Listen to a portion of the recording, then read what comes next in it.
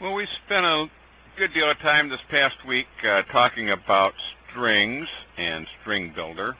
So we're going to wrap up the chapter here and turn our attention to how we can have our programs get some input from outside of the program, as well as how we can communicate outside of the program other than using the display.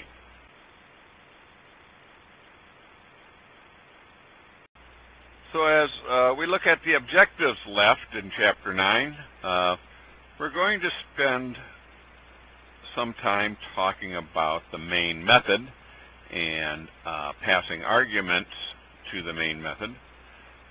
We'll discuss the file class, which is used for investigating the properties of files, and then we'll learn how to read and write data to files. Have you ever considered what it is you are writing when you write public, static, void, main, etc.? We've been referring to it as the main method. That's right, it's a method. It's the same as all the other methods that we've written and have been using. It has a void return, so it doesn't return anything, but it expects a string array as input. We've been using the name args for the array. We could have just as easily used the name Barney. Well, if it expects a string array as input, where does it come from? You cannot call the main method or invoke it in the same manner that we've invoked our user-written methods. So let's take a look at, well, how does the main method get this input?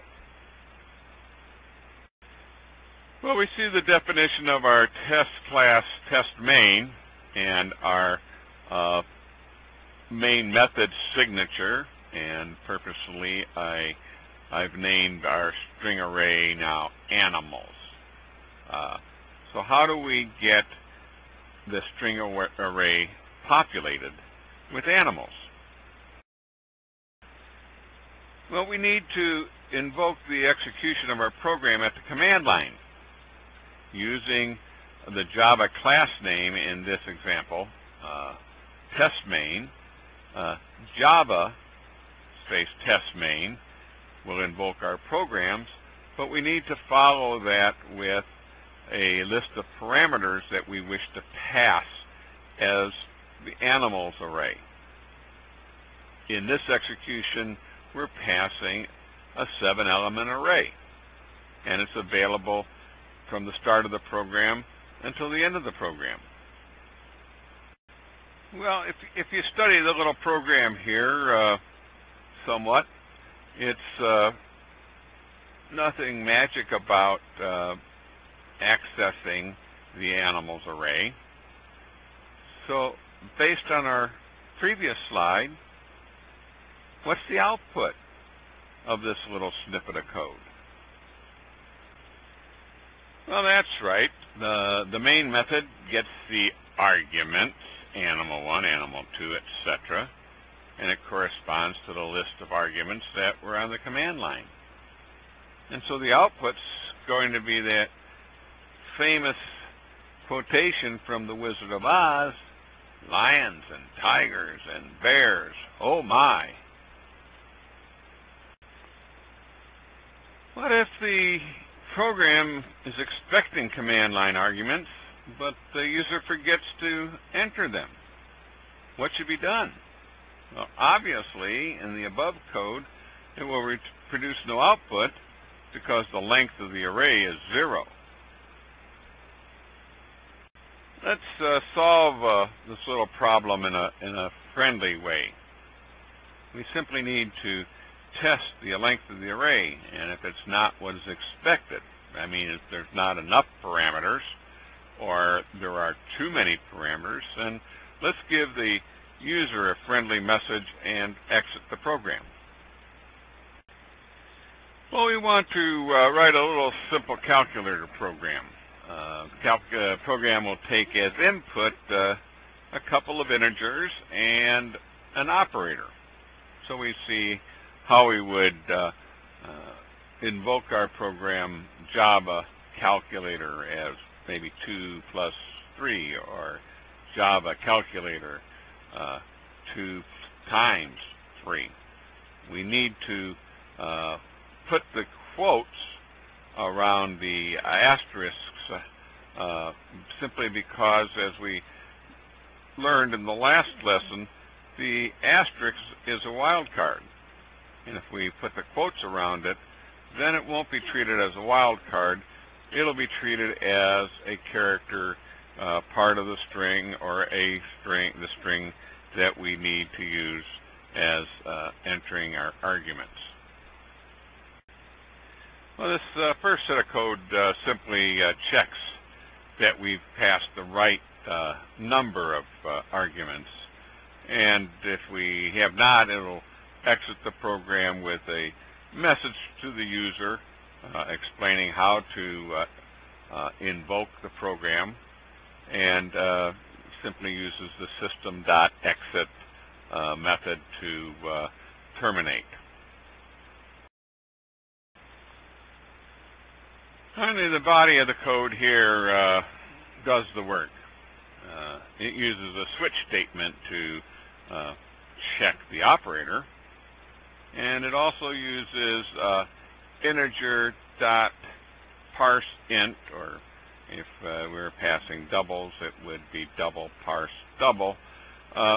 It's needed to convert the strings in the args array to integers. So no matter what we enter on the command line, right, the args array is a string. And even though we entered the digits 2 and 3 and we intend them to be integers, they are strings. And so we need to convert them to integers using the parse methods of the primitive variables. We've seen regular expressions before in last week's lecture. We sometimes refer to regular expressions as regex. It's simply a string, or a regular expression is a string that describes some type of pattern for matching characters or sets of characters in a string. They're very powerful, and we use them to manipulate strings. You can use regular expressions for matching and replacing or splitting strings. We can use the matches method of a string object much in the same way as we use the equals method. But with the matches method, we can use a wildcard, and with equals, we can't use any wildcards. However, the power of matches begins to really begin to be seen when we use regular expressions as wildcards. So remember, the period asterisk wildcard stands in for any set of characters or group of characters. Consequently, the S2 and S3 matches return true because the matches method ignores any characters after the word Java in the string. The first S4 matches returns false because it's comparing CSCI 195 Java to the word Java, and they don't match. Right? The only thing that is being ignored is anything after the word Java. The second S4 matches returns true because now the word Java in S4, everything before the word is ignored, and everything after the word is ignored. So in essence, S4 is asking if Java equals Java. The file class is intended to provide an abstract of the details of a file. It really helps us deal with the machine-dependent complexities of files and path names and those types of things that are unique to machines. The file name is a string, and the file class is the class that is used to create or delete. We can rename files, and we also need to have a file class in order to access a file, to read a file, or to write a file. Even though we don't use the file class for reading and writing, we must establish the file and establish the properties of the file using the file class. And for example, the information that's contained in the file class object that we might create are things like the file name and the directory path. The path is, where does it live on our hard drive, and things like that. Let's take this little program and take it apart a little bit and see what it does.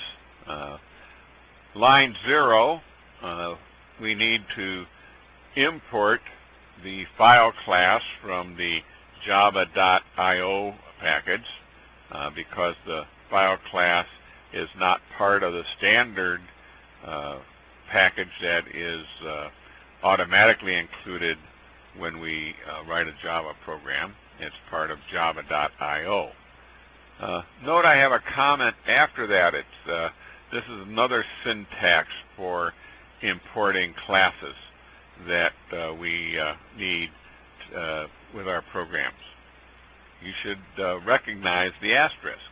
It's a wildcard, where the first import in line 0 only brings in the file class into our programming environment. The second syntax brings all the classes that are part of the Java.io library into our programming environment. So there's much more overhead, especially if we're going to use only one or two classes out of a package. Line 3 gives our file object a name. It's us.gif, and its folder is the image folder relative to the folder that this program is running in currently. Line 4 tests to see if the file indeed does exist. 6 and 7 check to see if the file can be read or written to. And 8 through 12 are retrieving different attributes of the file. Is it a file? Is it a directory?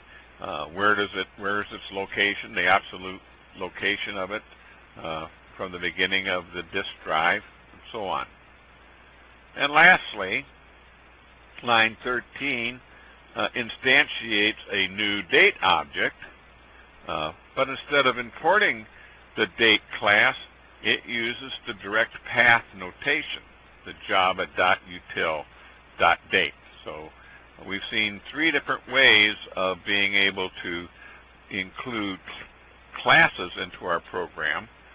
Line 0, the wildcard import, and in line 13, simply referencing that method within a package that we wish to use. Well, as this slide says, it shows the output from that little program we're just involved with taking apart. Note that our file does not exist. Right? Simply creating a file object of type file does not create the file. Hence, all of the false returns from the program. It's important to remember that a file object encapsulates the properties of a file or the properties of a folder or a path. It does not contain the methods for reading or writing data to or from a file. It does not contain the file. It does not contain the data. In order to perform input-output, you need to create objects using the appropriate Java classes. These objects then contain the methods for reading or writing data to and from files. This slide and the next few slides introduce how to read and write strings and numeric values to and from text files. You're already familiar with the scanner class, and we've used that for keyboard input. Well, we'll be using it for file input as well. So the scanner class should be pretty easy to understand. The print writer class is part of the Java I/O package, and it has methods that print or output data.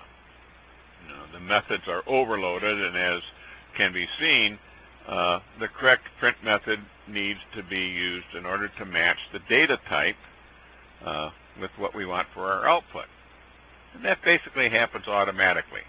The Java virtual machine looks at the data type of the actual parameter and assures that the correct method is called. So we have several write methods. We also have a method for creating a new print writer. When we create a new print writer, we speak of using its constructor. That's an object-oriented programming term for creating a new object of any type of class. And we also see a notation at the top of the box on the left that print writer is part of the Java I/O package. Let's examine this little sample program that uses the print writer class. The first thing that you might notice is line 2. Our signature for the main method is a little bit different. After we have our signature, we follow that with throws exception. File I/O is very picky, and errors of all sorts can occur. So you can try to read from a file, but if it doesn't exist, you're going to get some type of error that's going to cause the program to crash. Or you try to write to a read-only file. Java doesn't like that, and most programs don't like that type of thing. So Java wants to make sure that you are aware that errors, exceptions, might be caused or thrown, and that you need to account or learn how to handle these errors. In the next course, CSCI II.wmv, you'll learn how to catch errors and deal with them more programmably than just let your program crash. Line 3 creates our logical file object, and lines 4 through 7 checks to make sure that we don't overwrite a file if it already exists. Remember, we're going to be doing file output, so if the file exists, we don't want to destroy what's already there. Line 10 then creates our print writer object, and this creates the file physically in the location specified by our file object in line 3. and it opens it. That is, it prepares it to be written to. Lines 13 through 16 then should look familiar. We've used print and print line and printf before with the system.out class, and so there's really nothing new here except our output is now going to be directed to a file instead of the screen. And note that print and printf do not advance a line. It's the same as we used before. If we want our output to show each student on a separate line in our file, then we need to use the new line escape character. Look at line 14. We also are doing a little bit formatting there. Or we can use print line, such as in line 16, which will cause the line to advance. Finally, line 19 closes the file. You know, we learned in kindergarten to put away our toys neatly when we're done playing with them. And the close method does just that. It preserves the integrity of our file. So what does our file look like? That's right. We have two students in our files, one on each line. We have their names and their scores. The scanner class is familiar to us. We've used it to read keyboard input, and so now we're going to use it to read data from the file. Well, most of the methods are familiar. The next and the next byte and next long and next line. Those are methods that we've used before and should now be pretty comfortable with them. The things that maybe you should take note of are when you instantiate a scanner object, you use the object's new constructor methods. So we'll use a file object as a parameter to our new constructor instead of system.in as we've used before. So that's how Scanner knows we're using a file rather than the keyboard. System.in, remember, directed our input from the keyboard. And like the print writer, we need to close the file when we're done reading it or when our program terminates, so we need to be sure that we put things away. And finally, there's this hasNext method, which returns true if there's more input in the file that may need processing. So maybe the new things here are the parameter for the new constructor being a file, the hasNext, and the close. So not a rocket scientist type of new stuff, but we do have a few new things to be considered. Well, consider the scores text file highlighted on the right side of the slide. Our little program wants to read each line from the file and display the data. So what's new in our program? Well, line 4 we've seen before. It is important that we tell the Java virtual machine that we recognize that file I/O will possibly throw an error, and in more advanced programming classes we'll learn how to catch those errors. Line 6 instantiates a new file object and the new constructor. New is a method, okay, of the object. It takes the file name as its parameter, in which case the file object contains the file name. In all cases of file input, we should be sure that the data file does exist. And so the code at line 7 does check. If the file does not exist, false will be returned, and the exclamation mark false makes the Boolean test true. So not false is true, and we'll give the proper message. The file object file contains all the properties of the file object: name, location, size, but it does not contain the data. Right? The scanner object input represents the data, and the process of instantiating it takes the file name from the file object and opens the file, preparing it to be read. You understand opening a file. You do it all the time when you're editing your programs with NetBeans, or you're opening a paper with Word. The loop beginning at line 12 looks into the file to check if there's any more data. And as long as there is, the loop body will read each line. And as we've learned with keyboard input, scanner's next method stops reading when it encounters white space, in this case a blank. And so the loop uses three next methods to retrieve the student's full name, and finally it uses the next int to retrieve the student's score. The loop body is executed 3 times. We have 3 records there, we see that. And finally, the has next method returns false. The loop is ended.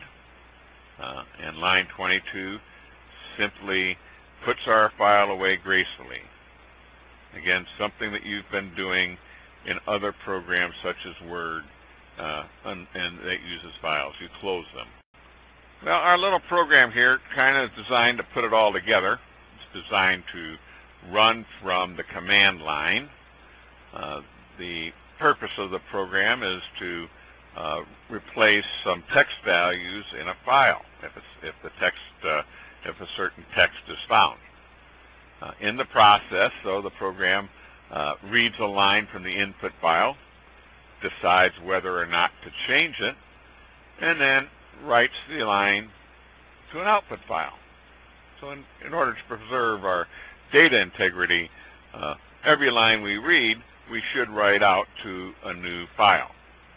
The program uses command line arguments to define the input file name, the output file name, the text that we will be looking for to be replaced, and the text that we'll use to replace it.